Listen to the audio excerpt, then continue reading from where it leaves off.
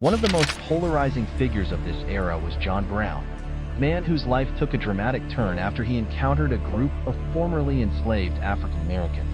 Hearing their harrowing stories of suffering and oppression, Brown became deeply committed to the abolitionist cause. This commitment consumed him and influenced his family as well. In 1855, Brown formed an armed group with his son, dedicating themselves to freeing enslaved people and striking back against slaveholders. Brown and his group carried out raids on southern plantations, liberating enslaved individuals and helping them escape to the north or even to Canada. However, their actions were not limited to freeing the enslaved.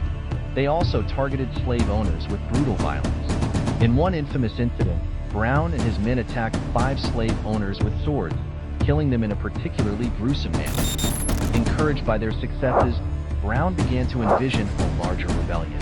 He devised an ambitious and daring plan to seize the federal armory at Harpers Ferry, Virginia, arm the enslaved population, and spark a widespread uprising to end slavery across the United States. On October 16, 1859, Brown and a small group of 18 men, both white and black, launched their attack on Harpers Ferry. Initially, they managed to take control of the armory, but their plan quickly unraveled. The enslaved people Brown hoped would join the rebellion did not rally for his cause. Many were hesitant to follow a stranger in such a risky endeavor, especially one that involved armed conflict against their enslavers. Brown and his men found themselves surrounded and outnumbered. Despite their resistance, they were eventually overpowered. 2 of Brown's sons were killed, and Brown himself was severely injured before being captured. His trial became a national spectacle, further deepening the divide between Americans. Prominent figures like Ralph Waldo Emerson praised Brown as a martyr for justice, while others, such as Nathaniel Hawthorne, condemned him as deserving of execution. Frederick Douglass acknowledged Brown's extraordinary dedication to the cause, comparing his passion to a blazing sun in contrast to Douglass's own light beam.